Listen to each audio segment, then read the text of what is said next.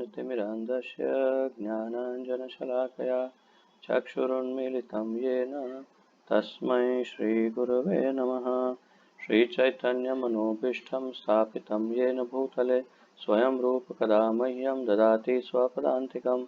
वन्देऽहं श्रीगुरुं श्रीयुतपदकमलं श्रीगुरून् वैष्णवांश्च श्रीरूपं साग्रजातं सहगण रघुनाथान्वितं तं सजीवं साद्वैतं सावधूतं परिजनसहितं कृष्णचैतन्यदेवं श्रीराधाकृष्णपादान् सहगण ललिता श्रीविशाखान्वितांश्च। हे कृष्ण करुणा सिन्धु दीनबन्धु जगत्पते गोपेश गोपिकान्त राधाकान्त नमोस्तुते। तप्त कांचन गौरांगी राधे वृंदावनेश्वरी वृषभानुसुते देवी प्रणमामि हरिप्रिये। वाञ्छाकल्पतरुभ्यश्च कृपा सिन्धुभ्य एव च पतितानां पावनेभ्यो वैष्णवेभ्यो नमो नमः। अनन्तकोटि वैष्णववृन्द की जय। नमः ओं विष्णुपादाय कृष्णप्रेष्ठाय भूतले श्रीमते जयपताका स्वामिन् इति नामिने। नमो आचार्यपादाय निताय कृपाप्रदायने गौरकथाधामदाय नगरग्रामतारिणे। नमः ओं विष्णुपादाय कृष्णप्रेष्ठाय भूतले श्रीमते भक्तिवेदांत स्वामिन् इति नामिने। नमस्ते सारस्वते देवे गौरवाणी प्रचारिणे निर्विशेष शून्यवादी पाश्चात्य देशतारिणे। जय श्री कृष्ण चैतन्य प्रभु नित्यानंद श्री अद्वैत गदाधर श्रीवासादि गौर भक्तवृंद। हरे कृष्ण कृष्ण कृष्ण हरे हरे हरे राम राम राम हरे हरे। हरे कृष्ण कृष्ण कृष्ण हरे हरे हरे राम राम राम हरे हरे। हरे कृष्ण कृष्ण कृष्ण हरे हरे हरे राम राम राम हरे हरे। आप सबका स्वागत है श्री उपदेशामृत के अध्ययन शिविर में। और अब हम लगभग अंतिम पड़ाव तक पहुंच चुके हैं। आज 10वें श्लोक का जो शेष अध्ययन है वो आज हम संपूर्ण करेंगे। तथापि कल शायद संभव होगा तो प्रयास करेंगे एक दिन में या फिर अधिक से अधिक 2 दिन में श्री उपदेशामृत का अध्ययन पूर्ण हो जाएगा। तो आइए कल जहाँ से विराम लिया था वहीं से प्रारंभ करते हैं, परंतु उससे पूर्व जैसे हर बार करते हैं हम सबसे पहले श्लोक को एक बार फिर दोहराएंगे और उसके पश्चात हम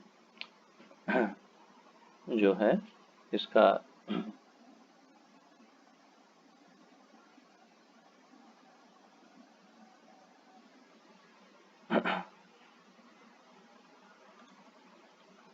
अध्ययन आगे प्रारंभ करेंगे। तो श्री उपदेशामृत 10वां श्लोक। किसको इसका राग याद है? आप में से किसी को इसका? अच्छा, हाँ बोलिए। कृष्ण को धन्यवाद। परिता हरे प्रियतमा ज्ञानिना प्रेम ज्ञाने विमुक्त भक्ति परमा प्रेम निष्ठा ततः त्रेभताः पशुपाल पंकजदेश ताभोऽपि साराधिका चेष्टा तदवदीय तदीय सरसितं न आश्रयकपीति। बहुत अच्छा प्रयास किया, बहुत अच्छा प्रयास किया, परंतु प्रियतमा नहीं है, प्रियतया है। क्योंकि प्रियतमा बोलने से पूरा अर्थ ही बदल जाता है। कर्मिभ्यः परितो हरे प्रियतया व्यक्तिं ययुर्ज्ञानिना स्तेभ्यो ज्ञानविमुक्तभक्तिपरमा प्रेमैकनिष्ठास्ततः तेभ्यस्ताः पशुपालपङ्कजदृशस्ताभ्येभ्यो ताभ्योऽपि साराधिका प्रेष्ठा तद्वदीयं तदीयसरसि तां नाश्रयेत् कः कृति। बहुत उत्तम। तो इसका अनुवाद देखते हैं। श्रील प्रभुपाद जी द्वारा शास्त्रों का कथन है कि सभी प्रकार के सकाम कर्मियों में परमेश्वर हरि उस पर विशेष कृपा करते हैं जो उच्चतर मूल्यों संबंधी ज्ञान में उन्नत होते हैं। ऐसे ज्ञान में उन्नत अनेक लोग ज्ञानियों में से जो अपने ज्ञान के बल पर व्यावहारिक रूप से मुक्त हो जाते हैं, वह भक्ति ग्रहण कर सकते हैं। ऐसा व्यक्ति अन्यों से श्रेष्ठ है, किंतु जिसने कृष्ण का शब्द प्रेम वास्तव में प्राप्त कर लिया है, वह उससे भी श्रेष्ठ है। गोपियां समस्त उच्चतर भक्तों से उत्कृष्ट हैं, क्योंकि वे दिव्य गोपाल कृष्ण पर सदैव आश्रित रहती हैं। गोपियों में से श्रीमती राधा रानी कृष्ण को सर्वाधिक प्रिय हैं। उनका कुंड कृष्ण को उसी प्रकार अति अधिक प्रिय है जिस तरह गोपियों में सर्वाधिक प्रिय श्रीमती राधा रानी।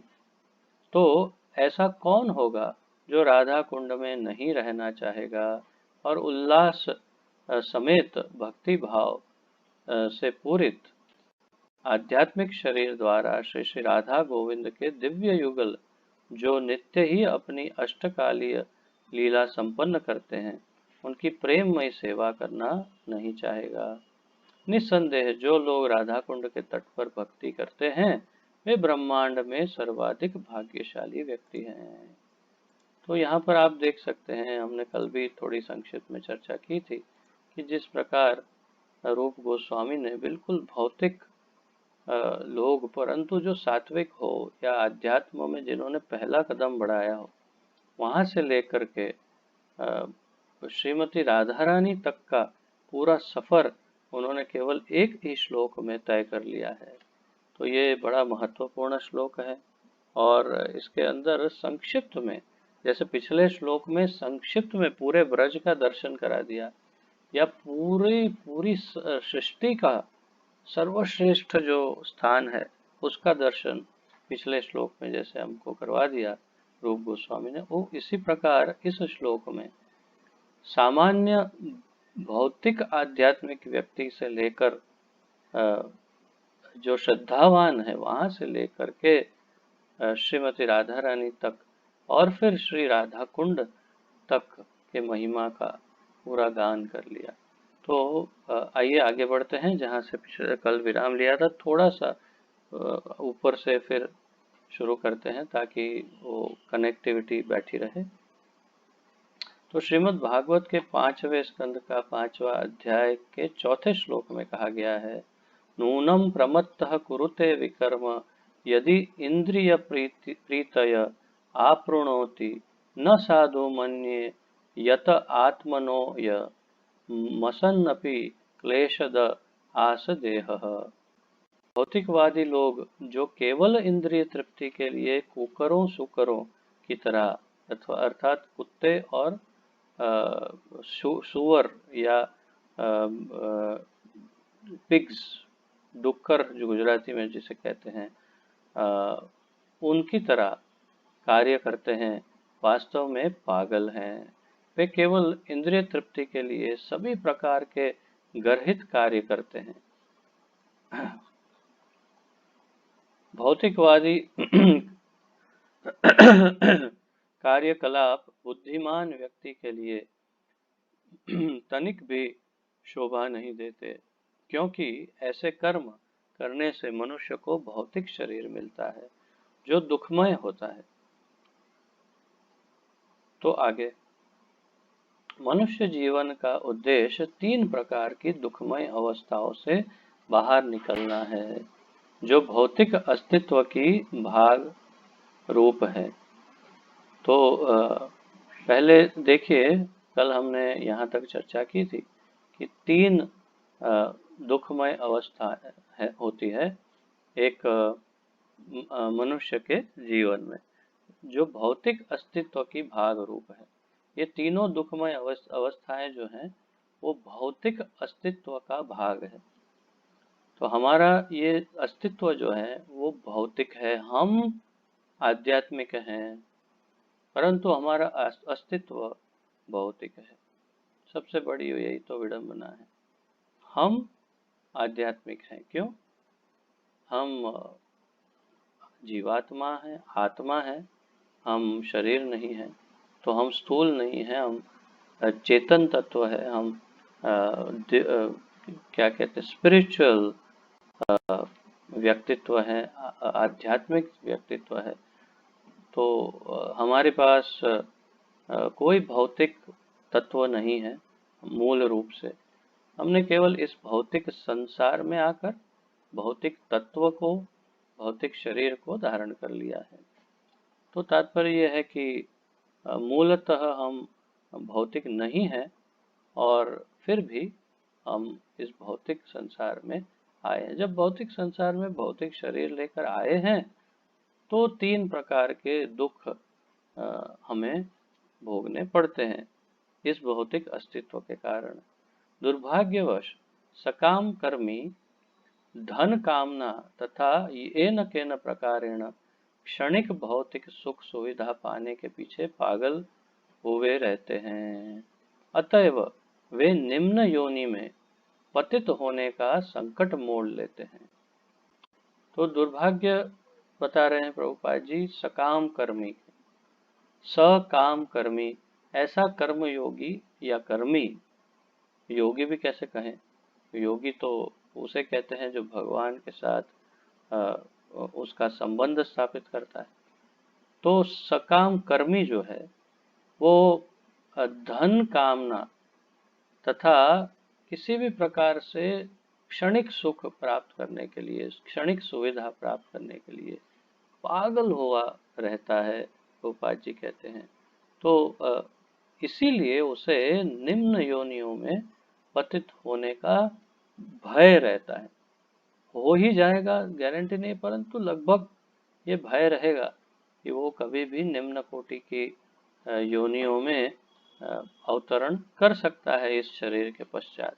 क्यों? क्योंकि कोई पुण्य नहीं, कुछ सत्कर्म नहीं, न भक्ति नहीं, कुछ, केवल इंद्रिय तृप्ति, केवल धन कमाने के पीछे, कुछ भी ये न के न प्रकारेण, प्रभुपाद जी किसी भी तरह से बस धन कमाना है। तो मैंने आपको कल भी विस्तार से समझाया था कि धन से क्या लाभ हो सकता है, परंतु वास्तव में धन से मूल रूप से वास्तव में कोई भी लाभ नहीं है। धन सुविधा दे सकता है, सुख नहीं दे सकता। तो इस प्रकार वो अपना कर्म जो है उसे भी दूषित कर लेता है, क्योंकि किसी भी प्रकार उसे तो धन चाहिए, किसी भी प्रकार उसे तो सुविधाएं चाहिए, और इसीलिए वो कुछ भी करता है धर्म के दायरे में, अर्थात कि धर्म के बताए हुए मार्ग के अनुसार, या फिर धर्म के मार्ग के विपरीत भी वो अपना कार्य कर लेता है। तो इसके कारण विभिन्न प्रकार के उल्टे सीधे कार्य करने के कारण उसे पाप योनि में अथवा तो निम्न योनि में या फिर पाप ग्रहों में भी जन्म लेना पड़ सकता है, अर्थात कि पाताल लोकों में उसे जन्म लेना पड़ सकता है, जहाँ पर और अधिक यातनाएं हैं। यहाँ पर ही हम कई प्रकार की यातनाएं देखते हैं, अभी आगे और समझाएंगे भी, परंतु इससे भी अधिक यातनाएं, जैसे जैसे एक एक लोक नीचे जाते हैं उतनी यातना बढ़ती जाती है। तो वो यहाँ पर प्रभुपाद जी इंगित कर रहे हैं कि वो कैसे भी धन कमाता है, और फिर निम्न योनि में जन्म लेता है और दुखी होता है। अब भौतिकवादी लोग इस भौतिक जगत में सुखी बनने के लिए मूर्खतावश अनेक योजनाएं बनाते हैं। तो ये तो आप भी जानते हैं कि भौतिकवादी लोग भौतिक जगत में सुखी होने के लिए बहुत ही अलग अलग प्रकार के की योजनाएं बनाते हैं। और अब मैं अधिक क्या कहूँ, इतना समझ लीजिए कि जो भी भौतिक योजनाएं हैं, जितनी प्रकार की जिस प्रकार की भी भौतिक योजना है, कोई भी योजना में कभी भी स्थायी शांति, स्थायी सुख, स्थायी आनंद नहीं प्राप्त हो सकता, हो ही नहीं सकता। क्यों? सबसे बड़ा कारण है कि इसमें भगवान का अभाव है। अगर भगवान नहीं तो सुख नहीं। जहाँ पर नारायण है वहीं पर लक्ष्मी जी है। अगर नारायण नहीं तो लक्ष्मी जी क्या करेगी? लक्ष्मी जी आएगी, परंतु उसके पास 2 व्हीकल्स हैं। सबके पास एक एक वाहन होता है। और जैसे शिव जी के पास नंदी है, ब्रह्मा जी के पास हंस है, नारायण के पास गरुड़ है। वैसे लक्ष्मी जी इतनी धनवान है कि उनके पास 2 व्हीकल है। केवल ये लक्ष्मी जी है जिनके पास 2 वाहन है। तो एक वाहन तो उनका जो जिसे क्या कहते हैं कि जब लक्ष्मी जी वास्तव में नाराज हो, या तो फिर क्रोधित हो, या फिर किसी को बर्बाद करना चाहती हो, तो वो एक विचित्र प्रकार के वाहन का प्रयोग करती है। और वो बहुत स्पेशल वाहन है उनका, और उसे हिंदी में कहते हैं उल्लू, और इंग्लिश में कहते हैं आउल। तो रात में गुजराती में कहते हैं उसको घुवड़।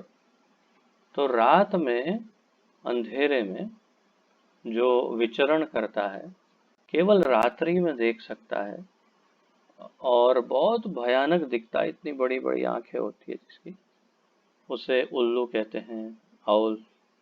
तो वो आउल पर बैठ करके लक्ष्मी जी आती है, और उस पर अगर आई तो लगे अरे क्या बात है, धन धन हो गया घर के अंदर, सब जगह धन धन, आहा हा हा, धन धना धन धन।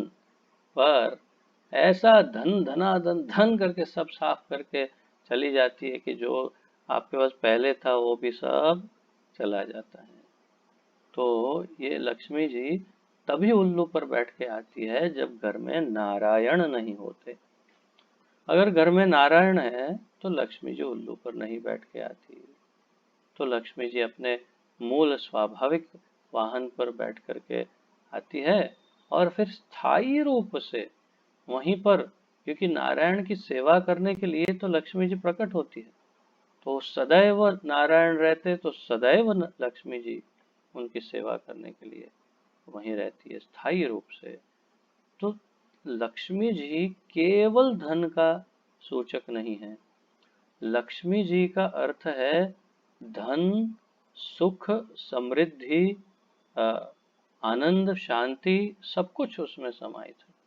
तो यदि लक्ष्मी जी आती है, अच्छे से आती है, प्रसन्न होकर आती है, उल्लू को घर में रख के आती है, तो फिर आपके घर में धन, सुख, प्रसन्नता, समृद्धि अर्थात और वृद्धि, बढ़ोतरी सब में होती रहती है।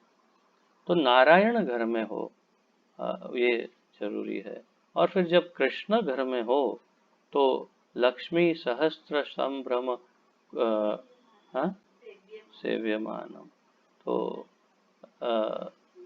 सहस्त्र लक्ष्मी, क्षमा कीजिए क्या?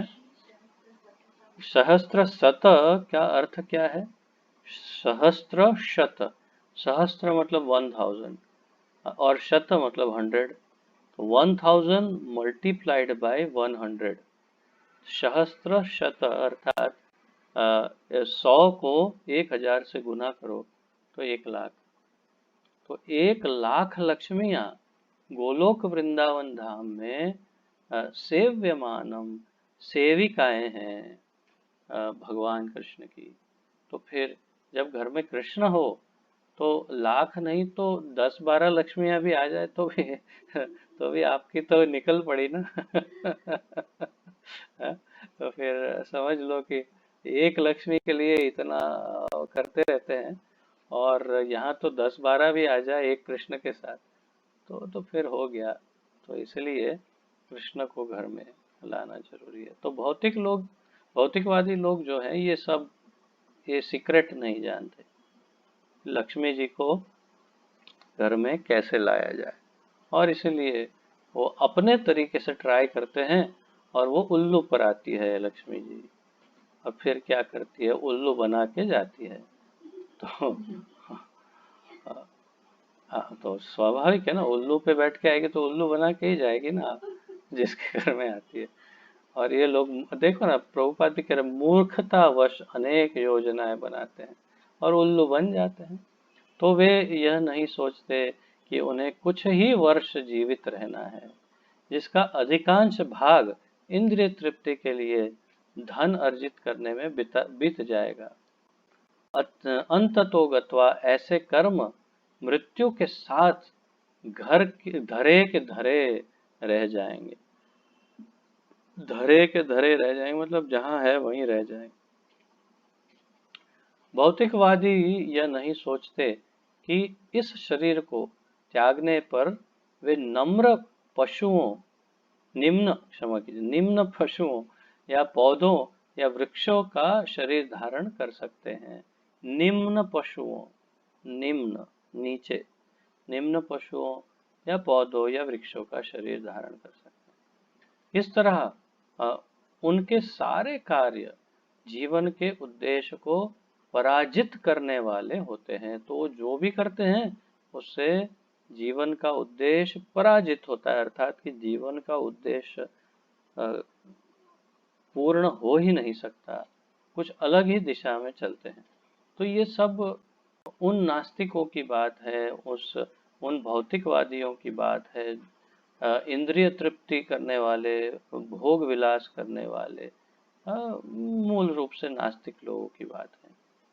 वे न केवल अज्ञानी के रूप में उत्पन्न होते हैं, अपितु अज्ञान के धरातल पर यह सोचते हुए कर्म भी करते हैं कि वे गगनचुंबी इमारतों, बड़ी बड़ी मोटर कारों, सम्मानीय पदों आदि के रूप में भौतिक लाभ भी प्राप्त कर रहे हैं।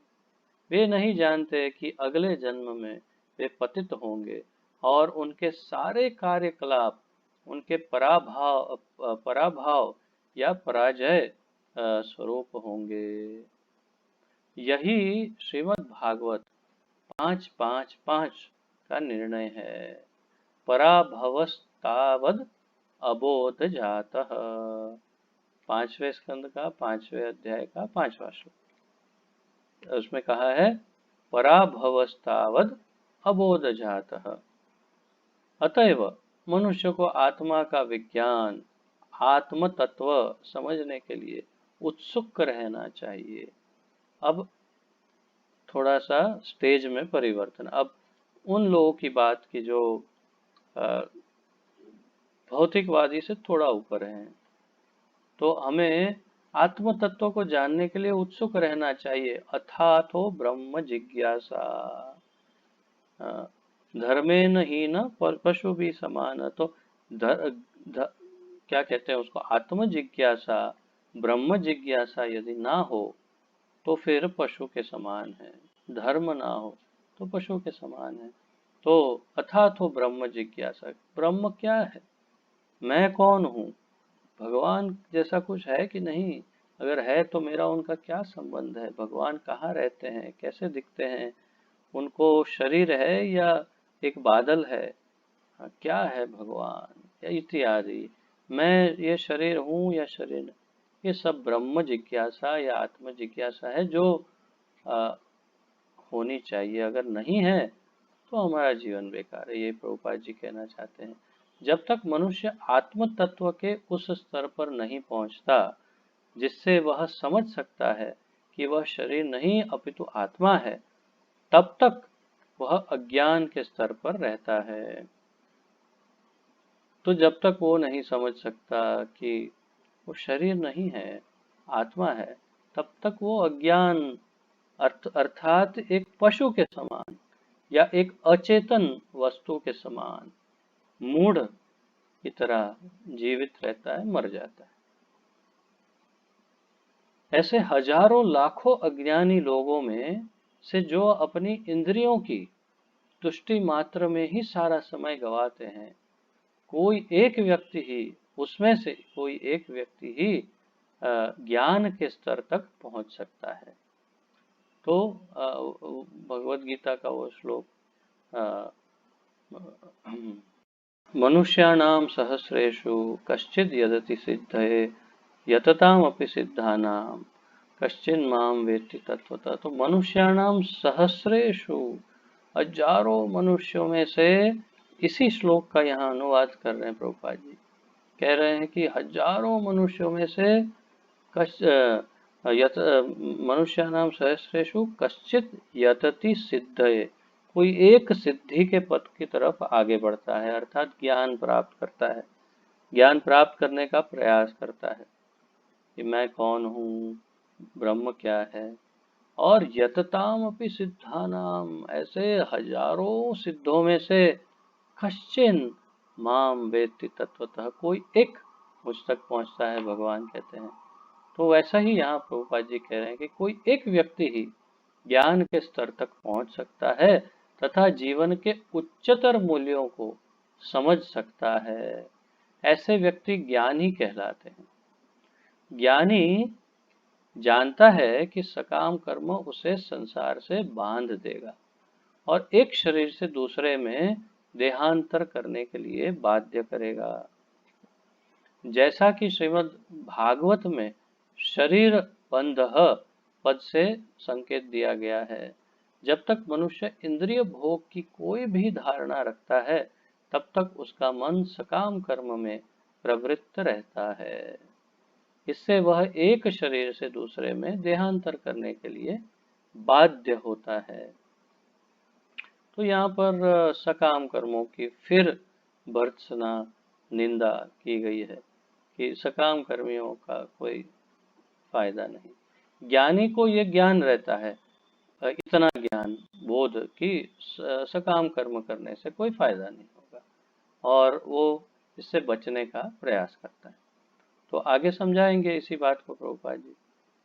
इस प्रकार ज्ञानी को कर्मी से श्रेष्ठ माना जाता है। तो पहला स्तर आ गया, श्लोक का पहला स्तर, ज्ञानी को कर्मी से श्रेष्ठ माना, क्योंकि वह कम से कम इंद्रिय भोग के अंधे कार्यकलापों से तो बचता है। यह पूर्ण पुरुषोत्तम भगवान का निर्णय है। यद्यपि ज्ञानी कर्मियों के अज्ञान से मुक्त हो सकता है, फिर भी जब तक वह भक्तिमय सेवा के स्तर तक नहीं पहुंच जाता तब तक वह अज्ञान अविद्या में स्थित है, ऐसा माना जाता है। तो जब तक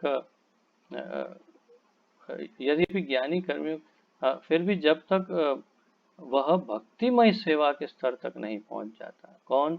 ज्ञानी, तब तक क्या होगा? तब तक वह अज्ञान अविद्या में स्थित है, ऐसा माना जाता है। तो फिर ज्ञानी किस बात का? ज्ञानी इस बात का कि उसको इतना ज्ञान हो गया कि मेरे पास आत्मज्ञान नहीं है, मेरे पास ब्रह्म ज्ञान नहीं, और मैं इन सामान्य मनुष्यों की तरह जीवन जीऊंगा तो मैं शायद निम्न कोटियों में मुझे जन्म लेना पड़े या दुख भोगना पड़े। तो मैं चाहता हूँ कि इनकी तरह जीवन ना जियो। ये इस बात का ज्ञान उसे है, परंतु उसे भगवान के बारे में ज्ञान नहीं, भक्ति नहीं, और इसीलिए उसे फिर भी अज्ञान या अविद्या में स्थित ज्ञानी माना जाता है। अविद्या में स्थित, अज्ञान में स्थित ज्ञानी। भले ही कोई ज्ञानी या ज्ञान में उन्नत मान लिया जाए, किंतु उसका ज्ञान अशुद्ध माना जाता है, क्योंकि उसे भक्तिमय सेवा का पता नहीं रहता, और इस तरह वह पूर्ण पुरुषोत्तम भगवान के चरण कमलों की प्रत्यक्ष सेवा की उपेक्षा करता है। तो वो भगवान के चरण कमल की सेवा के लिए उसे कोई भी आकर्षण या रुचि नहीं रहती। जब ज्ञानी भक्तिमय से, अब तीसरे स्तर पर आ गए प्रभुपाद, जब ज्ञानी भक्तिमय सेवा में संलग्न होता है तो वह सामान्य ज्ञानी की तुलना में शीघ्र श्रेष्ठ बन जाता है। तो सामान्य ज्ञानियों में यतताम अपि सिद्धानाम कश्चिन माम वेत्ति तत्वतः, तो इन ज्ञानियों में से कोई एक थोड़ा आगे बढ़ गया। तो ऐसा सम उन्नत व्यक्ति ज्ञान विमुक्त भक्ति परम, ज्ञान विमुक्त भक्ति परम कहलाता है। ज्ञानी जिस तरह भक्तिमय सेवा ग्रहण करता है, उसका उल्लेख भगवत गीता के 7वें अध्याय के 19वें श्लोक में हुआ है, जिसमें कृष्ण कहते हैं, बहुनाम जन्मनामन्ते ज्ञानवान मां प्रपद्यते वासुदेवः सर्वमिति स महात्मा सुदुर्लभः। बहुनाम जन्मनामन्ते, बहुत सारे जन्म लेने के बाद, ज्ञानवान माम प्रपद्यते, एक ज्ञानी, कोई एक ज्ञानी हजारों ज्ञानियों में से मेरी शरण में आता है, फिर सोचता है, देखता है, वासुदेव सर्वम इति, वासुदेव कृष्ण ही सब कुछ है, स महात्मा सुदुर्लभ, ऐसा महात्मा सु अत्यंत दुर्लभ है, ऐसा महात्मा बहुत दुर्लभ है। अर्थात कि ज्ञानियों को भी इतना जल्दी चांस नहीं मिलता, ये कहना चाहते हैं भगवान। तो भक्ति योग सीधा प्रारंभ करने से बहुत सरलता से इस स्तर तक आसानी से पहुंच सकते, परंतु ज्ञानियों को बीच में रुकने के लिए बहुत कारण है। तो कोई हजारों में से एक बच के निकल के इस स्तर तक पहुंच जाता है, बहुनाम जन्मनाम, वो भी बहुनाम जन्मनाम, बहुत सारे जन्म लेने के बाद, वो भी एक जन्म में नहीं। तो प्रभुपाद जी अनुवाद बताते हैं, जो अनेकानेक जन्मांतरों के बाद वास्तव में ज्ञान प्राप्त कर लेता है, वह मुझे समस्त कारणों तथा प्रत्येक वस्तु का कारण जानकर मेरी शरण में आता है। ऐसा महात्मा अत्यंत दुर्लभ होता है। वास्तव में चतुर पुरुष वही है जो कृष्ण के चरण कमलों की शरण ग्रहण करता है, लेकिन ऐसा महात्मा अत्यंत दुर्लभ होता है, प्रभुपाद जी बोलते हैं। विधि विधानों के अनुसार भक्ति स्वीकार करने के बाद नारद तथा सनक सनातन जैसे परम भक्तों के पद चिन्हों पर चलकर मनुष्य ईश्वर के सहज प्रेम के पद को प्राप्त कर सकता है। तब पूर्ण पुरुषोत्तम भगवान उसे श्रेष्ठ मानने लगते हैं। तो भगवान स्वयं उसे श्रेष्ठ मानते हैं जब वो भक्ति योग में स्थित होता है। जिन भक्तों ने ईश्वर प्रेम विकसित कर लिया है, वे निश्चय ही उच्च पद पर हैं। बहुत ही स्पष्ट मैसेज है। जिन भक्तों ने ईश्वर प्रेम विकसित कर लिया है, निश्चय ही वे उच्च पद पर हैं। तो हम सब कृष्ण प्रेम को विकसित करने के मार्ग पर चल रहे हैं। अभी तक हमने कृष्ण प्रेम विकसित नहीं किया है, अंश है उसका, कुछ छोटा छोटे अंश में थोड़ा थोड़ा। तो हम मार्ग पर चल रहे हैं उसी, हम अभी साधक हैं, हम सिद्ध नहीं हैं। तो ये साधन भक्ति है, वैधि भक्ति के उपयोग के द्वारा, माध्यम से, वैधि भक्ति के माध्यम से हम अपना साधन कर रहे हैं। और साधन करते करते रागानुग भक्ति योग को करते करते, अर्थात कि रागानुग भक्ति का अर्थ है किसी एक पात्र, गोलोक धाम के किसी एक पात्र का अनुसरण करते करते हम सिद्ध अवस्था में रागानुग भक्ति से रागात्मिका भक्ति के स्तर तक पहुंच जाएंगे। ये सब कुछ आप लोग श्री भक्ति रसामृत सिंधु में विस्तार से पढ़ चुके हैं, तो आप जानते हैं कि ये सारी डिटेल उसमें है। तो अब हम फिर उसका छोटा सा संक्षिप्त पुनरावर्तन कर रहे हैं कि सिद्ध अवस्था में पहुंचेंगे तब हम भाव और प्रेम की अवस्था में पहुंचेंगे। 9 अवस्थाएं बताई भक्ति रसामृत सिंधु में भक्ति की। कौन सी 9 अवस्था है? आदौ श्रद्धा, सबसे पहले श्रद्धा से शुरुआत होती है। फिर तथा साधु संग, फिर साधु संग, भक्तों का संग। फिर भजन क्रिया, फिर भजन क्रिया करते हैं हम, अर्थात वैधि भक्ति। उसके पश्चात निष्ठा, नहीं क्षमा कीजिए, फिर अनर्थ निवृत्ति। तो उसके बाद हमारे अनर्थों की निवृत्ति होना प्रारंभ होता है। तो श्रद्धा, फिर साधु संग, फिर भजन क्रिया, फिर अनर्थ निवृत्ति। अनर्थ निवृत्ति होगी, हृदय निर्मल होगा, तो निष्ठा आएगी हम में। निष्ठा पूर्वक हम भगवान की सेवा, भक्तों की सेवा करने लगेंगे। निष्ठा से जब सेवा करेंगे तो रुचि उत्पन्न हो जाएगी कि इंटरेस्ट, पहले इंटरेस्ट नहीं था, गुरु के कहने पर हम कर रहे थे, अब हम स्वयं की इच्छा से कर रहे हैं, रुचि। तो 5वां अंग है रुचि। और रुचि के बाद आसक्ति। आसक्ति अर्थात कि नहीं चलेगा इसके बिना, व्यसन की तरह आसक्ति, इसके बिना नहीं चलेगा, ये तो अब मैं इसके बिना नहीं रह सकता। तो उस आसक्ति के स्तर पर पहुंच जाता है भक्त साधक। और उसके बाद, आसक्ति के बाद उसे तो हम कहाँ, कौन से श्रद्धा, साधु संग, भजन क्रिया, अनर्थ निवृत्ति, फिर निष्ठा, फिर रुचि, फिर आसक्ति, और फिर आखिरी 2 रह गए, भाव और प्रेम। तो हम जब रुचि तक ये आसक्ति तक पहुंचते हैं, तब तक इसे रागानुग भक्ति कहा जाता है या साधन भक्ति कहा जाता है। जब हम भाव और प्रेम के स्तर में पहुंचते हैं तो इसे सिद्ध अवस्था कहा जाता है, या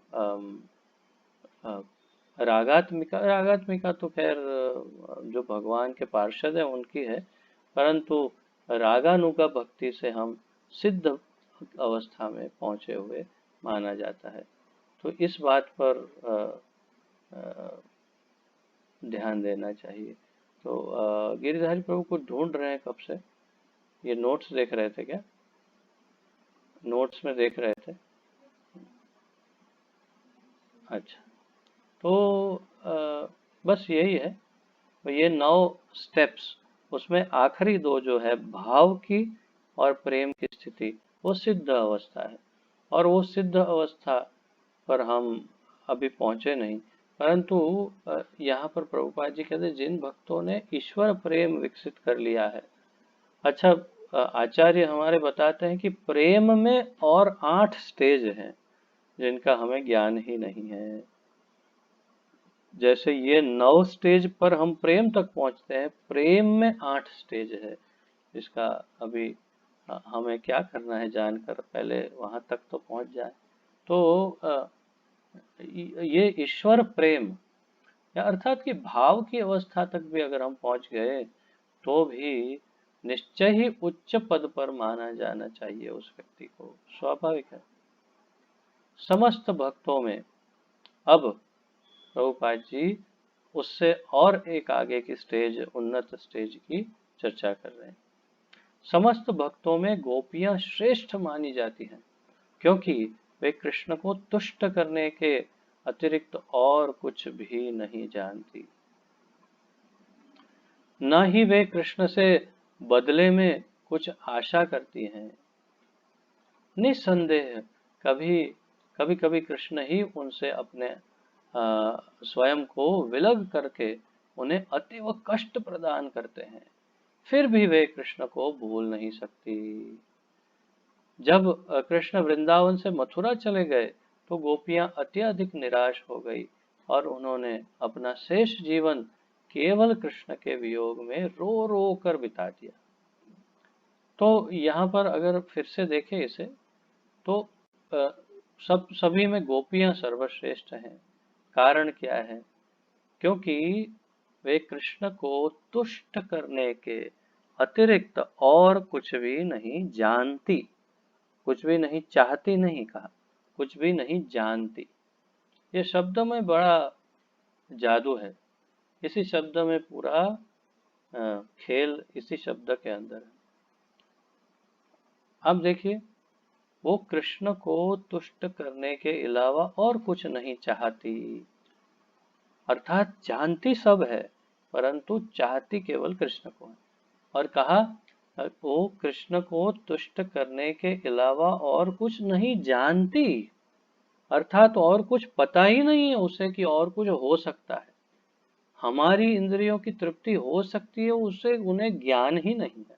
आहा, क्या अद्भुत अवस्था है। आप देखिए, भक्ति की ये ऐसी परम अवस्था है जिसकी हम कल्पना भी नहीं कर सकते। हम हमारे स्तर पर हम कैसे ये इस बात को सोच सकते हैं कि वे कुछ और जानती ही नहीं है, केवल कृष्ण को तृप्त करना ही जानती है। और हम लोग केवल अपनी इंद्रियों को तृप्त करना ही जानते हैं, हमें इसके अलावा और कुछ भी नहीं आता। और गोपियों को कृष्ण को तृप्त करने के अलावा और कुछ नहीं आता, जानती ही नहीं। बहुत बड़ी बात कही यहाँ प्रभुपाद जी ने। न ही वे कृष्ण से बदले में कुछ आशा करती है। आशा क्या करेगी? जब जानती होगी तो आशा करेगी। कुछ पता ही नहीं, उन्हें तो केवल कृष्ण को आनंद देने का ही ज्ञान है। तो निसंदेह कभी कभी कृष्ण उनसे, और ऐसे में भी कृष्ण उनको और बताइए। और फिर गोपियां कंप्लेन करती है, नहीं, उस सताने में भी कृष्ण के प्रति उनका प्रेम और अधिक बढ़ जाता है। तो कृष्ण उनसे चाहे कैसा भी बर्ताव क्यों न करे, वे सदैव कृष्ण को ही प्रेम करती है। उतना ही नहीं, उनका प्रेम सदैव निरंतर बढ़ता ही रहता है। जैसे श्री चैतन्य महाप्रभु बताते हैं, आश्लिष्य वा पादरतां पिनष्टु माम् अदर्शनान् मर्महतां करोतु वा यथा तथा वा विदधातु लंपटो मत्प्राणनाथस्तु स एव नापरः। तो आश्लिष्य वा पादरतां पिनष्टु माम्, मुझे अपने चरण के तले रौंद दो, कुचल दो अपने चरणों से।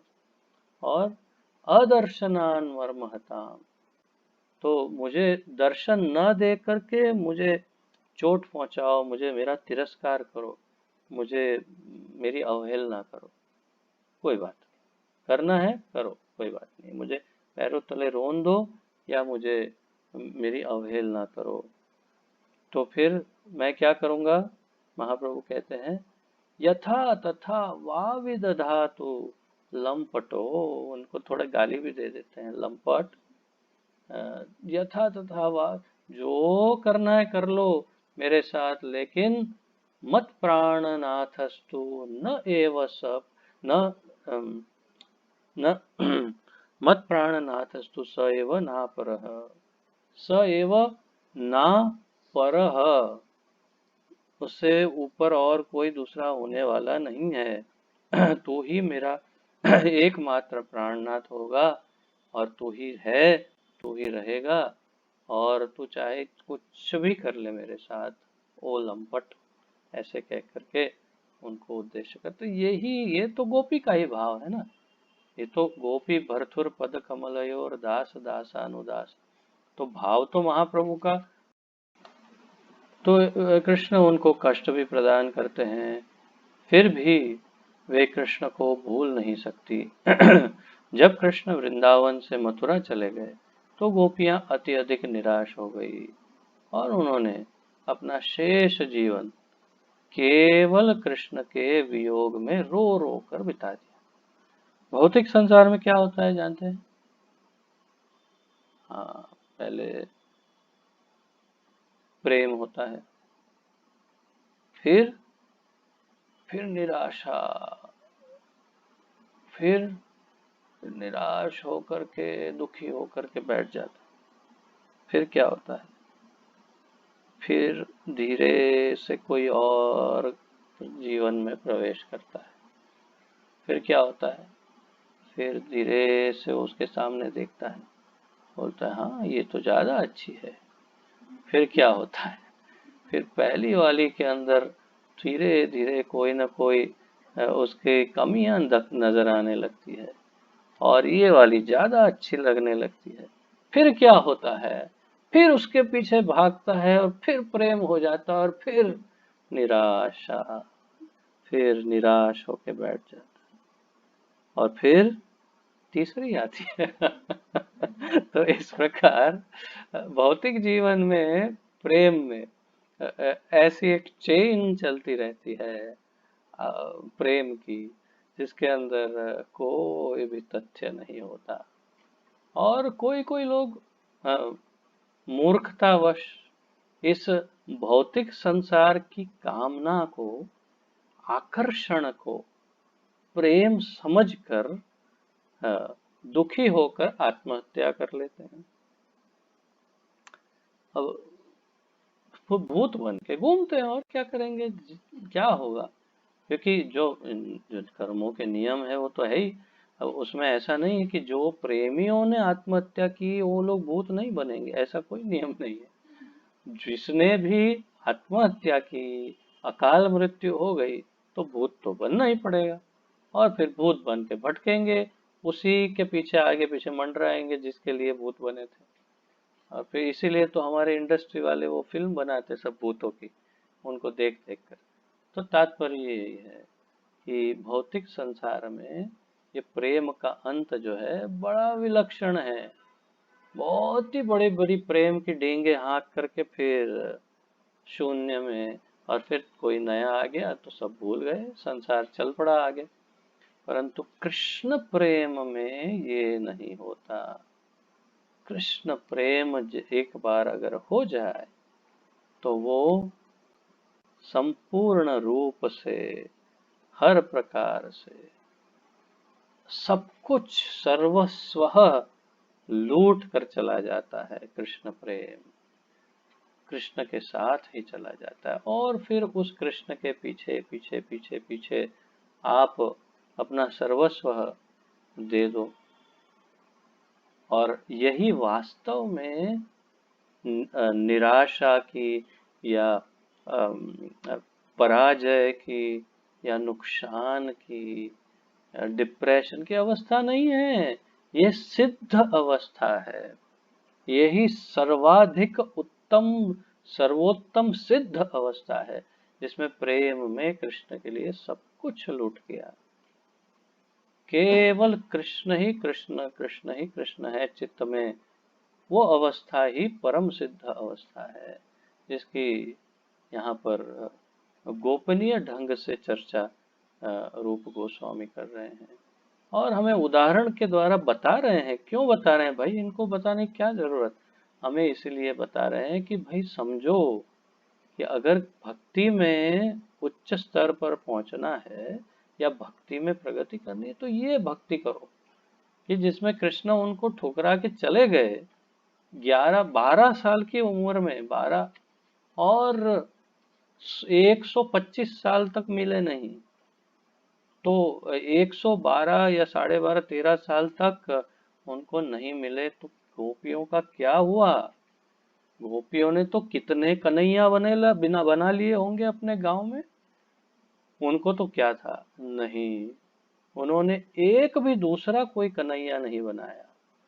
उन्होंने वही कन्हैया, वही कृष्ण के लिए बाकी का शेष जीवन रो रो कर, उसका इंतजार कर कर कर के, उसको याद कर कर के जीवन संपूर्ण बिता दिया।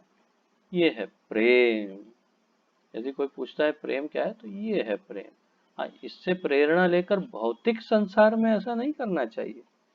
कोई कहे अरे ये ही प्रेम है, तो बस किसी एक स्त्री या पुरुष के पीछे बैठ करके बैठा रहे और पता चला 125 वर्ष के पश्चात तो ऐसा ऐसा कुछ पागल खाने में बैठा है 125 वर्ष, ऐसा कुछ मत करना। कोई भी दुष्प्रेरणा मत लेना। ये प्रेम केवल कृष्ण के ही लिए सार्थक हो सकता है, अन्य जीवों के लिए नहीं हो सकता। तो इसका अर्थ यह हुआ कि एक तरह से वे वास्तव में कृष्ण से विलग कभी नहीं हुई। हाँ, ये भी बात है कि जब कृष्ण को भूली ही कभी नहीं। हाँ, सततम स्मर्तव्य सततम विष्णुर विस्मर्तव्यो न जातुचित। सततम स्मर्तव्य सततम विष्णुर कृष्ण, तो सततम always remember Krishna and never forget Krishna. तो जब आप हमेशा सतत कृष्ण को याद करेंगे तो आप कृष्ण का संग कर रहे हैं। तो प्रभुपाद जी कह रहे हैं कि इसका अर्थ ये हुआ कि कृष्ण से कभी विलग अलग हुई ही नहीं, वो सतत कृष्ण का संग प्राप्त किया। कृष्ण का चिंतन करने तथा उनके संग रहने में कोई अंतर नहीं है। ये स्वर्ण वाक्य है, ये वाक्य गोल्डन सेंटेंस है, बहुत महत्वपूर्ण। कृष्ण का चिंतन करने तथा उनके संग करने में, संग रहने में कोई अंतर नहीं है, एक ही बात है। प्रत्युत विप्रलंब सेवा, जो वियोग में कृष्ण का चिंतन है, जिसका श्री चैतन्य महाप्रभु ने जैसा कि श्री चैतन्य महाप्रभु ने कर दिखाया, कृष्ण की प्रत्यक्ष सेवा करने से बेहतर है। विप्रलंब भाव, प्रेम की सर्वोच्च अवस्था जो है, सबसे उत्कृष्ट अवस्था प्रेम की, कृष्ण प्रेम की सबसे उत्तम अवस्था जो है वो है विप्रलंब भाव। विप्रलंब भाव का अर्थ है विरह भाव, अर्थात कि बिछड़े हुए दोनों हैं, दोनों एक साथ नहीं हैं। और जिन लोगों ने भौतिक संसार में भी यदि प्रेम किया हो, चाहे अपने बच्चों से ही सही, चाहे पत्नी या प्रेमिका से, किसी से भी, जिससे भी प्रेम प्रेम किया हो, चाहे मोबाइल से ही सही, जब उससे वियोग होता है तब बहुत ही प्रज्वलित होता है वो प्रेम।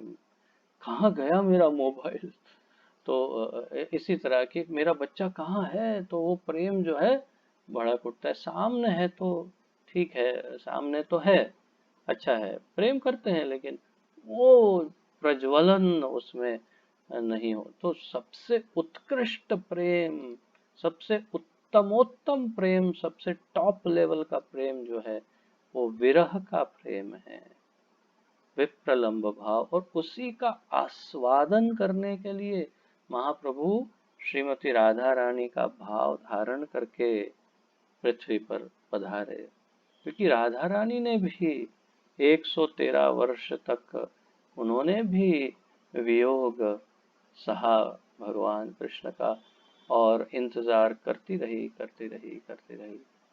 तो, और जीवित रही। कभी उन्होंने मृत्यु को विचार में भी नहीं लाया, क्योंकि वे जानती थी कि कृष्ण है तो राधा तो रहेगी ही, राधा रानी जीवित रही। तो तात्पर्य ये है कि विप्रलंब भाव यहाँ पर बता रहे हैं, वो सबसे उत्तम प्रेम है। प्रत्युत विप्रलंब सेवा जो वियोग में कृष्ण का चिंतन है, जिसका श्री चैतन्य महाप्रभु, जैसा कि श्री चैतन्य महाप्रभु ने कर दिखाया, कृष्ण की प्रत्यक्ष सेवा करने से बेहतर है, प्रत्यक्ष उनके साथ रहने से बेहतर है। इस प्रकार जितने सारे भक्तों ने कृष्ण के लिए अनन्य भक्ति प्रेम विकसित किया है, उनमें गोपियां श्रेष्ठ हैं। और इन उच्च गोपियों में भी श्रीमती राधा रानी सर्वोच्च हैं। श्रीमती राधा रानी की भक्ति से कोई भी आगे नहीं बढ़ सकता। एक जैसे मैं स्वर्णिम वाक्य या गोल्डन वाक्य कहता हूँ ना, ये फाइनल वाक्य है, अल्टीमेट सेंटेंस, फाइनल, इससे आगे कुछ नहीं हो सकता। लॉक, ये लॉक है, इससे आगे कुछ नहीं बढ़ सकता। क्या?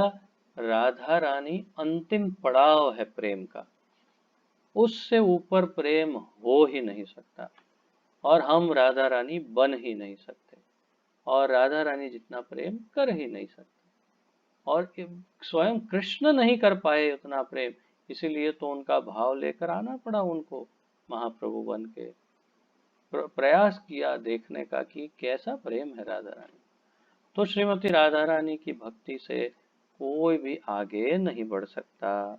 यहाँ तक कि कृष्ण भी श्रीमती राधा रानी के भाव को समझ नहीं पाते, अतएव वे उनका, श्रीमती राधा रानी का भाव ग्रहण करके श्री चैतन्य महाप्रभु के रूप में प्रकट हुए, जिससे वे उनके दिव्य मनोभावों को समझ सके। इस प्रकार श्रील रूप गोस्वामी क्रमशः एक के बाद एक यह निष्कर्ष निकालते हैं कि श्रीमती राधा रानी कृष्ण की सर्वश्रेष्ठ भक्त हैं, और उनका कुंड, श्री राधा कुंड, सर्वाधिक पूज्य स्थल है। सबसे अधिक पूज्य स्थल श्री राधा कुंड है। इसकी पुष्टि लघु भागवतामृत उत्तराखंड में 45वें श्लोक में की गई है, के उद्धरण से होती है, जिसे चैतन्य चरितामृत में दिया गया है। यथा राधा प्रिया विष्णोस्तस्या कुंडम प्रियम तथा सर्व गोपीषु सैवैका विष्णु रत्यंत वल्लभा। यथा राधा प्रिया विष्णोः तस्याः कुंडम प्रियम तथा सर्व गोपीषु सैवैका विष्णु अत्यंत वल्लभा। यहाँ विष्णु विष्णु लिखा है, लेकिन वास्तव में अर्थ कृष्ण है।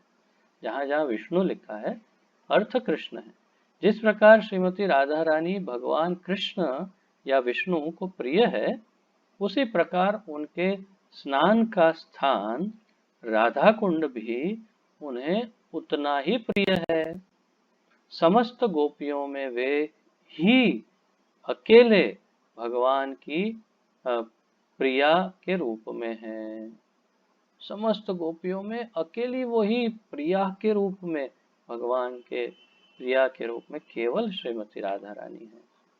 अतएव कृष्ण भावनामृत में रुचि रखने वाले प्रत्येक व्यक्ति को अंततः राधा कुंड की शरण ग्रहण करनी चाहिए, और वहां रहकर आजीवन भक्ति करनी चाहिए। उपदेशामृत के 10वें श्लोक में रूप गोस्वामी का यही निष्कर्ष है। इति, तो आज 10वें श्लोक में यहीं पर विराम लेते हैं। कल 11वें श्लोक का अध्ययन प्रारंभ करेंगे। किसी कारणवश, अलौकिक अद्वितीय कारणवश किसी का कोई प्रश्न हो तो स्वागत है।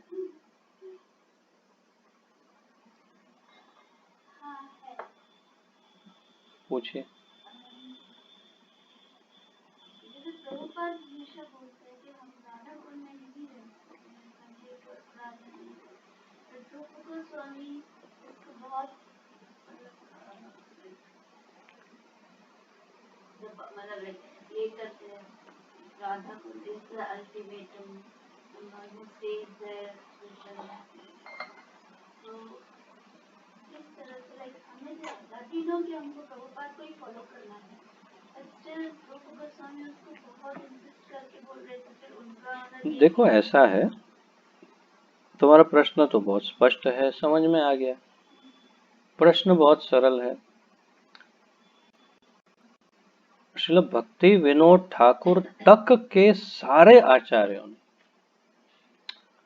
महाप्रभु से लेकर के भक्ति विनोद ठाकुर तक, सभी ने राधा कुंड में जाकर के निवास करने का परामर्श दिया। अभी यहाँ तक कि भक्ति सिद्धांत सरस्वती ठाकुर भी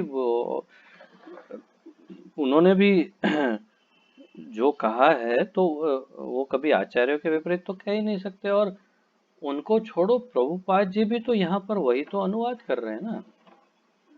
प्रभुपाद जी ने ही तो अनुवाद किया है इस ग्रंथ का, और अगर चाहते तो वे कह सकते थे, एक बार तो कह देते कि राधा कुंड में रहना नहीं।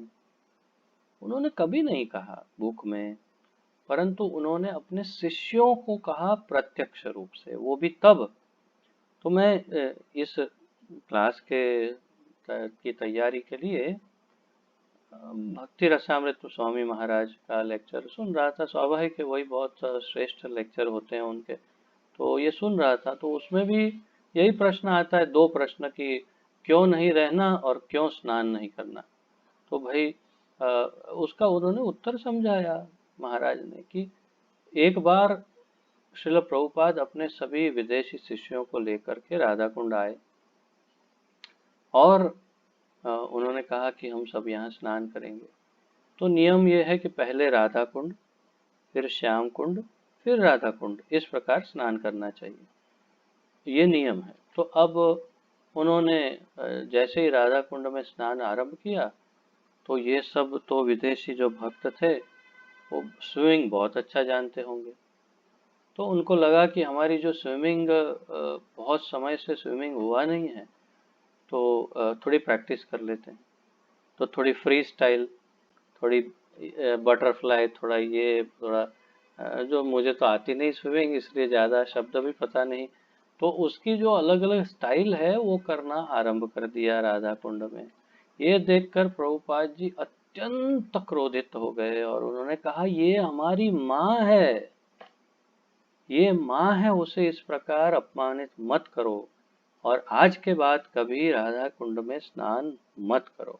उन्होंने आदेश दे दिया। तो वो परिस्थिति के अनुसार, ऐसा भक्ति रसामृत स्वामी महाराज का कहना है कि वो परिस्थिति के अनुसार प्रभुपाद ने वहाँ मना किया। उसके पश्चात देखा गया कि अनेक बाबा जी बनकर अनेक लोग वहाँ पर निवास करने लगे। अब जब रूप गोस्वामी ने कह दिया कि वहाँ रहना चाहिए, तो स्वाभाविक है सारे गौड़ीय वैष्णव वहीं जाएंगे। अब जाने लगे तो वहाँ पर हर प्रकार के लोग आने लगे, हर प्रकार के लोग आने लगे तो अपराध भी होने लगे होंगे। तो ये सब देखकर हमारे आचार्यों ने कहा, परामर्श दिया कि वहाँ मत रहो, क्योंकि वो वातावरण अब वैसा नहीं रहा कि जहाँ पर आप शुद्धता से भजन कर सको और आपको शुद्ध साधु संग मिल सके। वहाँ पर ऐसा नहीं रहा वातावरण। तो उन्होंने कहा, इससे अच्छा है वृंदावन में रहो और यहाँ भजन करो और राधा कुंड दर्शन करने जाया करो, वहाँ पर आचमन करो, परिक्रमा करो, वहाँ समाधियों के, हमारे गोस्वामियों के समाधि और भजन कुटीर के दर्शन करो और वापस आओ, आचमन करो। और कभी कोई बहुत ही उन्नत एडवांस भक्त आपके साथ जाए और वे यदि आपको परमिशन दे, तो फिर आप उनकी परमिशन से स्नान करो, अन्यथा अपने आप हमेशा जाके वहाँ स्नान करना है, ये सब काम मत करो। ऐसा परामर्श हमारे आचार्यों का है। हमारे सीनियर वैष्णवों का है।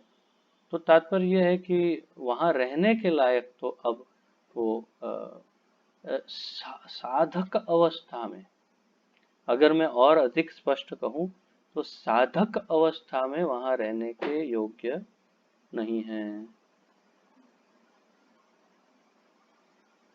अगर आप सिद्ध हो, आपको भगवान के दर्शन होते हैं, क्योंकि भाव और प्रेम दोनों दशा में भगवान के दर्शन होते हैं। और भाव या प्रेम दशा में हो जब आपको भगवान के दर्शन हो रहे हैं और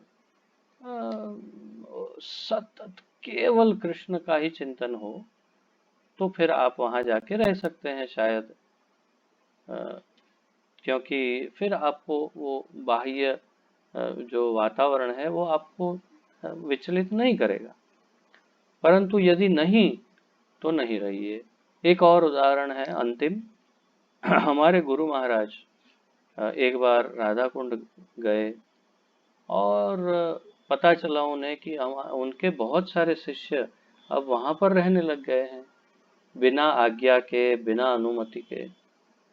तो ये हमने डायरेक्ट ये सुना है माधव कांत प्रभु के मुखारविंद से। माधव कांत प्रभु गुरु महाराज के कई वर्षों तक सेक्रेटरी रह चुके हैं, आप पर्सनल असिस्टेंट, पर्सनल सर्वेंट रह चुके हैं, आप जानते हैं। तो माधव कांत प्रभु ने स्वयं हमें डायरेक्ट ये बताया कि गुरु महाराज ने वहां पर थे तो उनके सारे वो शिष्य भी आ गए उनके दर्शन करने जो राधा कुंड में बस गए थे। और गुरु महाराज ने, मैं लंबी स्टोरी को शॉर्ट में बता रहा हूँ, कि गुरु महाराज ने उन सबको कहा कि आज से, इस क्षण से आप सबका मैं परित्याग करता हूँ। उन्होंने उन सब राधा कुंडवासी अपने शिष्यों का त्याग कर दिया गुरु महाराज ने, और कहा कि मैं आपका त्याग करता। तो कोई तो कारण होगा, गुरु महाराज ऐसा कह ही नहीं सकते। जो सबसे पतित से पतित उनके शिष्य भी हैं, जो पतित से पतित, उनको भी वे इस तरह से कभी ठुकराते नहीं। परंतु ऐसा क्या हो गया कि राधा कुंड के सारे शिष्यों को एक ही झटके में एक साथ सबका त्याग कर दिया। तो तात्पर्य ये है कि मूल रूप से उसके पीछे जो कारण है वो यही है कि राधा कुंड में बसने के योग्य हम साधक की अवस्था में नहीं है, अन्यथा हम अपराध ही अपराध करेंगे। तो आशा है उत्तर आपको प्राप्त हुआ होगा।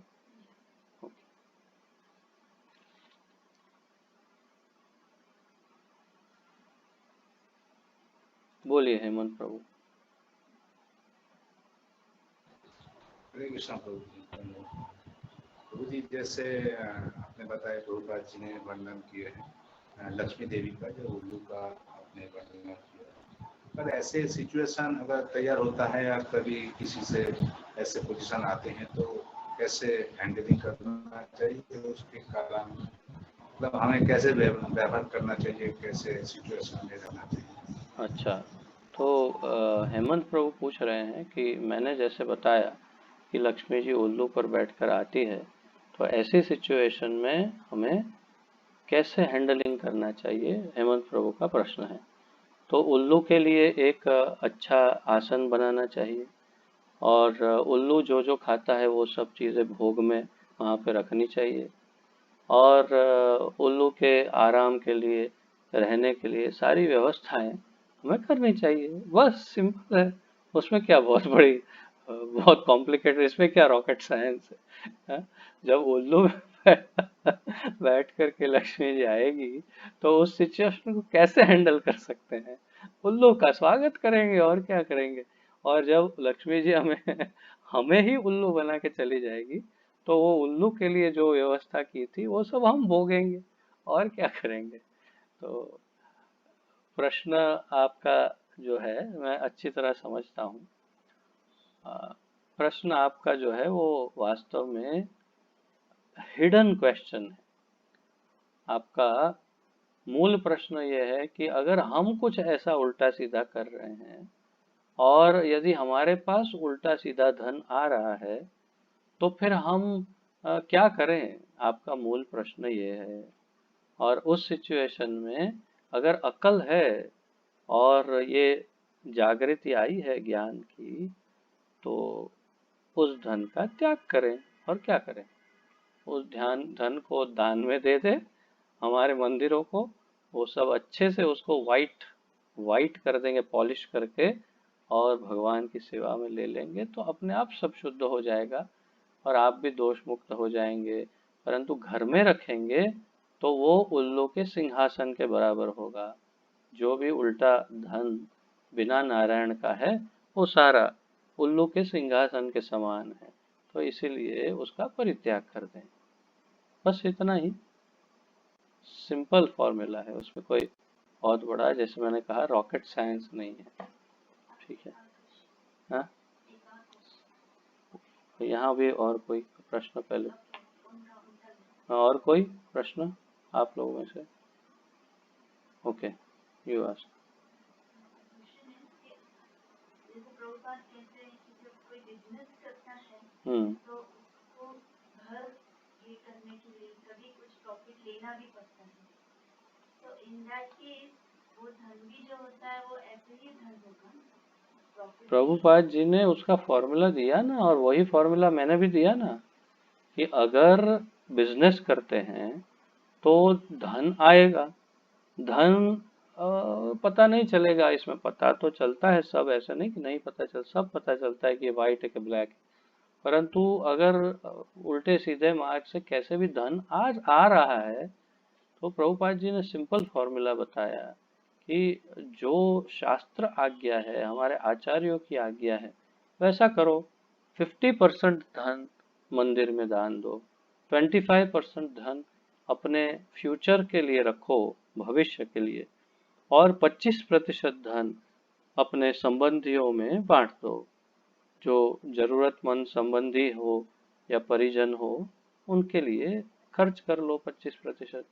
तो 50% जब मंदिर में जाएगा, 25 तो रह जाएगा 25%, उसमें सारा अशुद्ध धन बह के धुल चुका होगा, तो उसकी फिर चिंता आपको नहीं करनी पड़ेगी। ये सिंपलेस्ट फॉर्मूला प्रभुपाद जी ने दिया।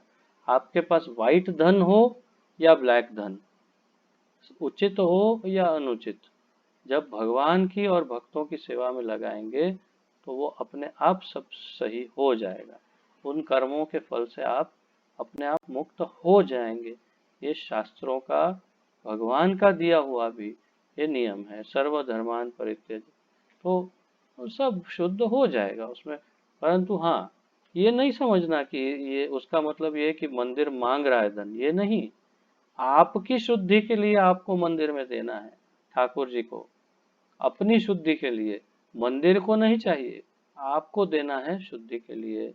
तो 50% गिव अवे, 25% रिलेटिव्स को, और 25% सेव करो। बस यही फॉर्मूला है जो रूप गोस्वामी ने किया, सनातन गोस्वामी आदि जो भी हमारे प्रभुपाद जी जो बताते हैं। और यही एकमात्र तरीका है अपने अशुद्ध धन को शुद्ध करने। Is that clear? और किसी का कोई प्रश्न है?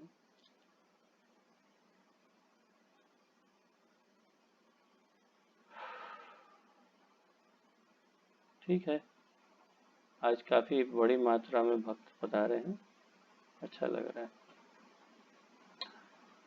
तो आज यहीं पे विराम लेते हैं, और कल फिर, आज देखिए 15 मिनट ऊपर हो गई, और कल फिर 11वां श्लोक प्रयास करेंगे। एक दिन में हो तो ठीक है, नहीं तो 2 दिन में पूर्ण करेंगे। श्री उपदेशामृत की जय, श्रील रूप गोस्वामी प्रभुपाद की जय, पतित पावन अभय चरणारविंद भक्ति वेदांत स्वामी श्रील प्रभुपाद की जय, पतित पावन गुरु महाराज की जय, आप सब भक्तों की जय हो। निताय गौर प्रेमानंदे, हरि हरि बोल। हरे कृष्णा। आप सबको कोटि कोटि दंडवत प्रणाम, धन्यवाद।